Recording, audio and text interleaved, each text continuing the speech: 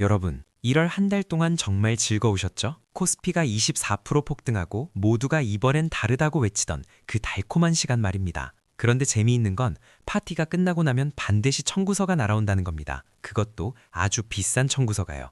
2월 첫 3거래일 외국인은 무려 5조 원을 한국 시정에서 회수했습니다. 마치 약속이라도 한 듯 일제히 출구로 향했죠. 역대급 불장이라던 1월의 열기는 온데간데 없고 지금 우리 앞에 남은 건 차가운 현실뿐입니다. 가장 아이러니한 건 뭘까요? 1월에 이제야 한국 시장의 가치가 인정받는다며 환호했던 바로 그 외국인들이 2월엔 가장 먼저 도망친 사람들이라는 사실입니다. 그들은 대체 무엇을 보고 떠난 걸까요? 아니, 더 중요한 질문은 이겁니다. 이건 끝의 시작일까요? 아니면 새로운 시작을 위한 조정일까요? 오늘 영상에서는 1월의 광풍이 지나간 자리에 무엇이 남았는지, 그리고 우리는 2월을 어떻게 살아남아야 하는지 낱낱이 파헤쳐 보겠습니다. 지금부터 시작합니다. 1월은 말 그대로 축제였습니다.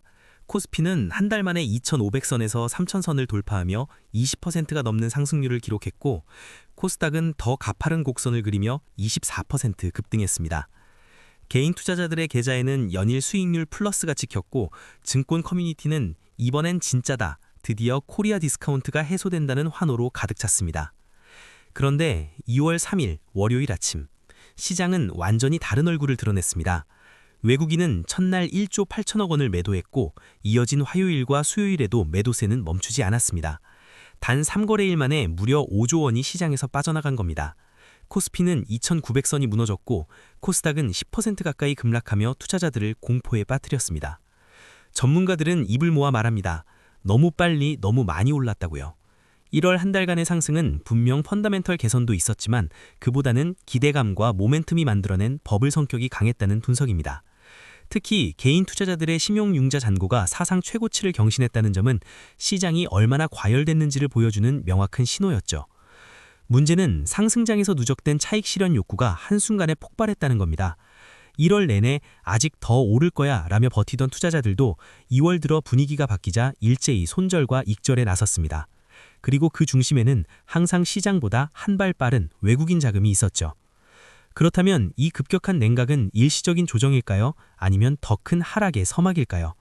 그 답을 찾기 위해서는 먼저 누가, 왜 팔고 있는지를 정확히 이해해야 합니다. 공포는 전염된다는 말이 있습니다. 하지만 지금 시장에서 일어나고 있는 일은 단순한 심리적 공포가 아닙니다. 이건 기계적 공포입니다.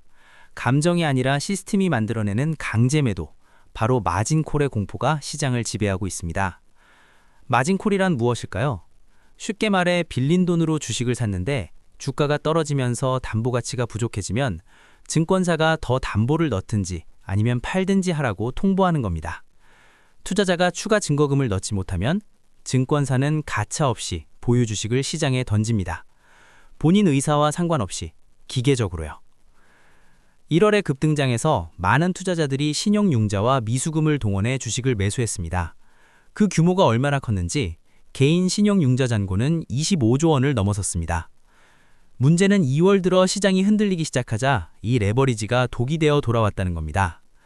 주가가 5% 떨어지면 융자 투자자는 실질적으로 15에서 20%의 손실을 보게 되고, 이는 곧바로 마진콜로 이어집니다. 특히 삼성전자, SK하이닉스 같은 대형주가 집중적으로 타격을 받았습니다. 외국인의 대량 매도가 시작되자 프로그램 매매가 가세했고, 여기에 마진콜로 인한 강제 매도까지 겹치면서 낙폭이 더욱 커진 겁니다. 이른바 셀 캐스케이드 현상, 매도가 매도를 부르는 악순환이 시작된 거죠. 더 심각한 건 이 매도가 무차별적이라는 겁니다. 좋은 주식이든 나쁜 주식이든 수익률이 높든 낮든 가리지 않습니다. 오직 현금 확보만이 목적이니까요. 그래서 실적이 좋은 우량주들도 덩달아 빠지는 기현상이 발생합니다. 결국 지금 시장은 하람이 아니라 기계가 지배하고 있습니다. 그리고 기계에게는 감정도 기다림도 없습니다. 오직 숫자와 시스템만이 존재할 뿐이죠. 그렇다면 이 기계적 매도는 언제 멈출까요? 그 답은 의외의 곳에서 찾을 수 있습니다. 시장이 혼란에 빠진 데는 또 다른 이유가 있습니다. 바로 워싱턴에서 날아온 한 통의 뉴스였죠. 트럼프 대통령이 제롬 파월의 후임으로 케빈 워시를 차기 연준 의장 후보로 지명한 겁니다. 그리고 이 한 사람의 등장이 전 세계 금융시장의 판도를 뒤흔들고 있습니다. 케빈 워시, 그는 누구일까요? 2006년부터 2011년까지 연준 이사를 지냈고 2008년 금융위기 당시 벤 버냉키 의장과 함께 위기 대응을 주도했던 인물입니다. 그런데 문제는 그의 성향입니다.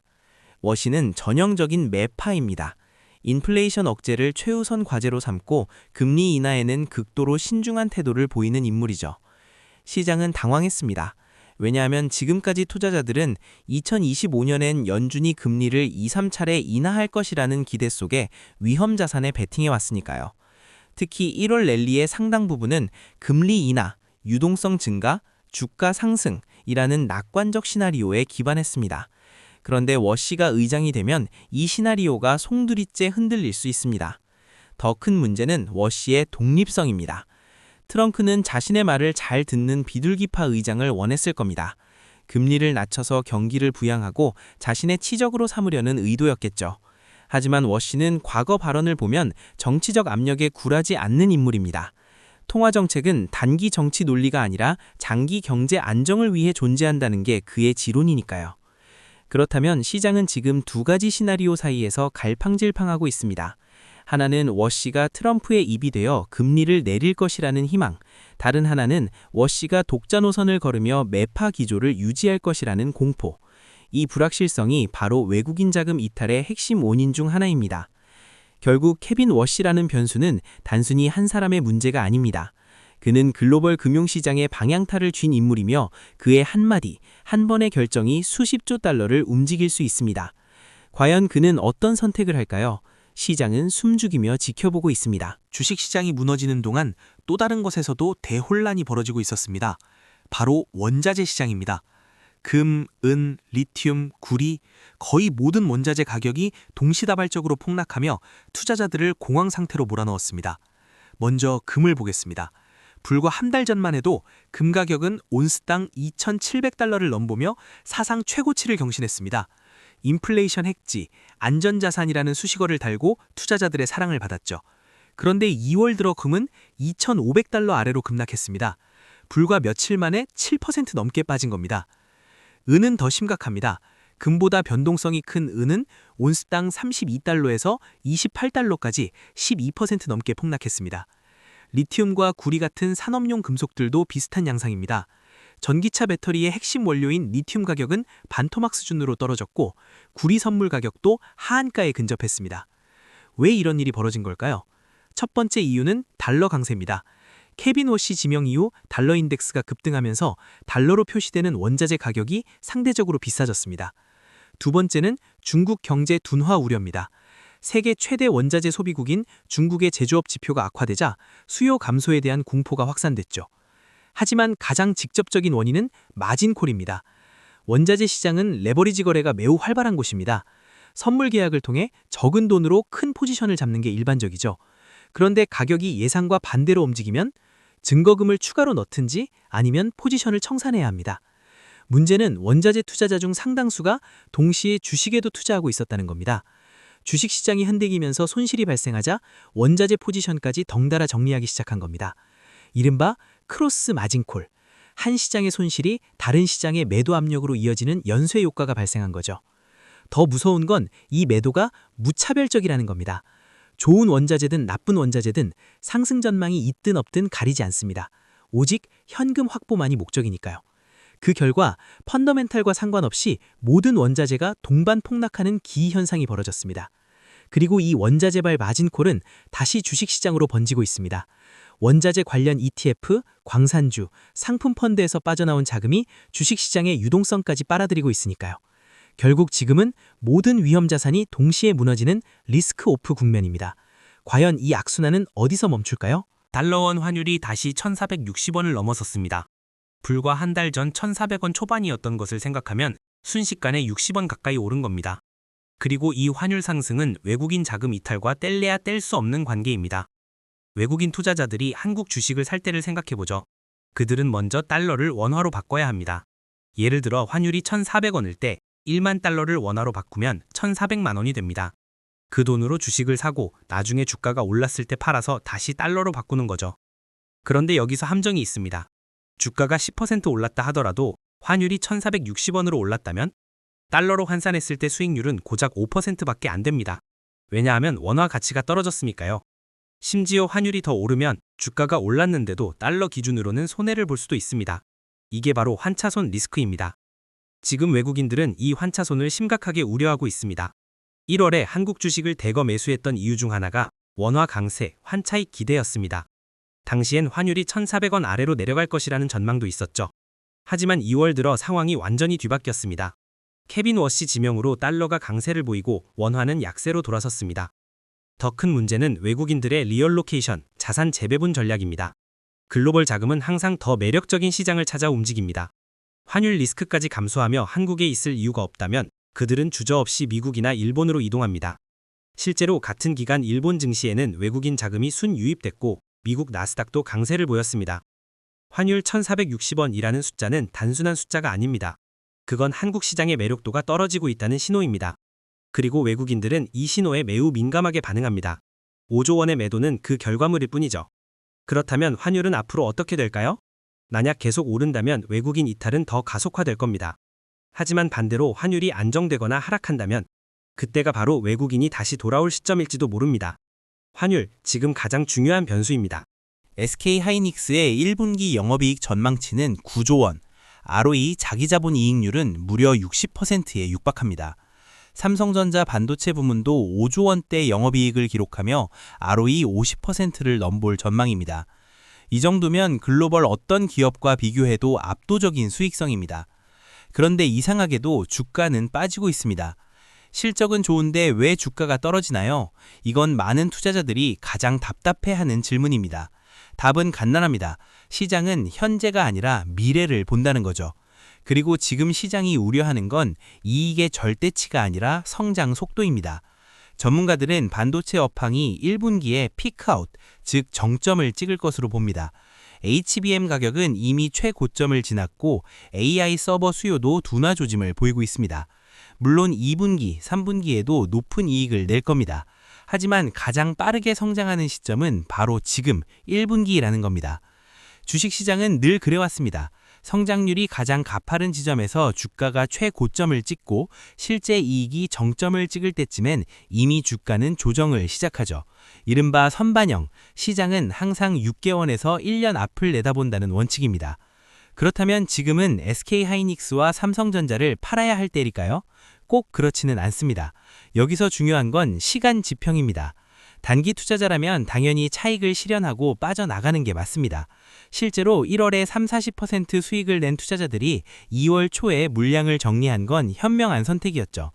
하지만 장기 투자자라면 이야기가 다릅니다. ROE 5-60%를 유지하는 기업이 얼마나 될까요? 글로벌 톱 10 안에 들 정도로 희소한 기업들입니다. 그리고 AI 혁명은 이제 시작 단계입니다. 지금은 1분기가 키크일지 몰라도 2026년, 2027년에 또 다른 성장 사이클이 올 가능성이 높습니다. 결국 지금의 하락은 피크아웃에 대한 우려와 단기 과열에 대한 조정이 겹친 결과입니다. 하지만 이게 반도체 산업의 끝을 의미하는 건 절대 아닙니다.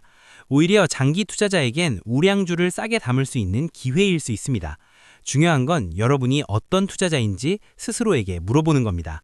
1월 말 코스피가 3,000선을 돌파하던 순간 증권사 앱 접속자 수는 역대 최고치를 기록했습니다. 주식 커뮤니티는 이번엔 진짜다, 늦었다고 생각할 때가 가장 빠르다는 글로 넘쳐났죠. 그리고 수많은 신규 투자자들이 시장에 뛰어들었습니다. 바로 고점에서요. 이건 비난이 아닙니다. 인간의 본성입니다. FOMO, Fear of Missing Out, 즉 뒤처질까봐 두려워하는 심리는 누구에게나 있습니다. 다들 돈 버는데 나만 안 하면 바보 같으니까요. 문제는 이 FOMO가 작동하는 시점이 대부분 고점 근처라는 겁니다. 반면 산전수전 다 겪은 베테랑 개미들은 어땠을까요? 그들은 1월 마지막 주부터 슬금슬금 물량을 넘기기 시작했습니다. 이 정도면 됐다, 여기서 더 욕심부리면 다 토해낸다는 걸 경험으로 알았으니까요. 실제로 개인 순매수 데이터를 보면 1월 셋째 주까지는 대량 매수였지만 넷째 주부터는 매수세가 둔화되고 일부는 매도로 돌아섰습니다. 여기서 아이러니한 현상이 발생합니다. 초보 개미들이 뛰어들 때 고수 개미들은 빠져나간다는 거죠. 마치 릴레이처럼 물량이 넘어갑니다. 그리고 그 대가는 결국 늦게 들어온 사람들이 치르게 됩니다. 2월 첫 주 계좌를 열어보니 마이너스. 왜 나만 이래? 라고 생각하지만 사실 당신만 그런 게 아닙니다. 고점에 들어온 수십만 명이 같은 상황입니다. 그렇다면 우리는 이 패턴에서 무엇을 배워야 할까요? 첫째, 모두가 환호할 때는 경계해야 합니다. 증권 커뮤니티가 낙관론으로 가득 차고 뉴스에서 역대급 상승장을 외칠 때가 오히려 위험 신호입니다. 둘째, 집단지성을 맹신하면 안 됩니다. 많은 사람이 옳다고 해서 그게 진짜 옳은 건 아닙니다. 오히려 군중은 늘 틀립니다. 가장 중요한 건 스스로에게 정직해지는 겁니다. 나는 지금 포모 때문에 사려는 건가? 아니면 진짜 이 주식의 가치를 믿어서 사려는 건가? 이 질문에 답할 수 있다면 당신은 이미 80%는 성공한 투자자입니다. 나머지 20%는 인내심이고요. 자, 그렇다면 우리는 이 혼란 속에서 어떻게 살아남아야 할까요? 답은 바벨 전략에 있습니다. 바벨, 즉 역기를 떠올려 보세요. 양쪽 끝에는 무거운 추가 있고 가운데는 비어 있습니다. 투자도 마찬가지입니다. 양 극단을 동시에 잡으면서 중간 지대는 피하는 겁니다. 구체적으로 어떻게 할까요? 포트폴리오의 한쪽엔 성장주를 담습니다. SK 하이닉스, 삼성전자 같은 반도체 기업들이죠. 비록 지금은 조정을 받고 있지만 장기적으로 AI와 함께 성장할 기업들입니다. ROE 50, 60%를 유지하는 이런 기업을 저가에 담을 수 있다면 그건 기회입니다. 다른 한쪽엔 가치주를 담습니다. 안정적인 배당을 주고 경기 방어적인 업종의 기업들입니다. 예를 들어 통신주, 유틸리티주, 필수 소비재주 같은 것들이죠. 시장이 폭락해도 이런 기업들은 상대적으로 덜 빠집니다. 오히려 안전자산으로 자금이 몰리면서 오르기도 하고요. 중요한 건 중간지대, 즉 어정쩡한 주식은 피하는 겁니다. 성장성도 애매하고 가치도 애매한 주식들 말이죠. 변동성이 큰 장에서는 확실한 포지션이 중요합니다. 양쪽 극단을 동시에 잡으면 한쪽이 빠져도 다른 쪽이 버텨줍니다. 그리고 여기에 적립식 투자를 더합니다. 적립식, 쉽게 말해 자세 잡고 버티기입니다. 단기 변동성에 일희일비하지 않는 거죠. 주가가 10% 빠졌다고 공황에 빠지지 말고 오히려 추가 매수 기회로 보는 겁니다. 물론 무작정 버티라는 게 아닙니다. 압도적 ROE를 가진 우량주에 한해서입니다. 마지막으로 현금 비중을 유지하세요. 전부 주식에 올인하는 건 위험합니다. 포트폴리오의 20, 30%는 현금으로 두세요. 급락장이 오면 그때 저가 매수하는 겁니다. 현금은 기회를 기다리는 무기입니다. 결론적으로 지금의 조정은 정당화될 수 있는 수준입니다. 1월이 너무 과열됐으니까요. 하지만 이게 끝은 아닙니다. 오히려 다시 이익의 질을 따지고 진짜 좋은 기업을 골라낼 시간입니다. 패닉에 빠진 사람은 손해를 보지만 차분하게 대응하는 사람은 기회를 잡습니다. 여러분은 어떤 투자자가 되시겠습니까? 영상 처음에 던진 질문으로 돌아가겠습니다. 이건 끝인가? 시작인가? 이제 여러분은 스스로 답할 수 있을 겁니다. 단기 투자자에게 1월은 끝이었을 수 있습니다. 하지만 장기 투자자에게 2월은 새로운 시작일 수 있습니다. 중요한 건 여러분이 어떤 관점을 가지느냐, 어떤 전략을 취하느냐입니다. 외국인이 5조 원을 던졌다고 해서 세상이 끝난 건 아닙니다. 케빈 워시가 매파라고 해서 주식을 다 팔 필요도 없습니다. 시장은 늘 이렇게 흔들립니다. 그리고 흔들림 속에서 진짜 기회가 생깁니다. 오늘 영상이 여러분의 투자 전략을 세우는데 조금이나마 도움이 되었길 바랍니다. 구독과 좋아요는 큰 힘이 됩니다. 다음 영상에서 또 만나요. 끝까지 시청해주셔서 감사합니다.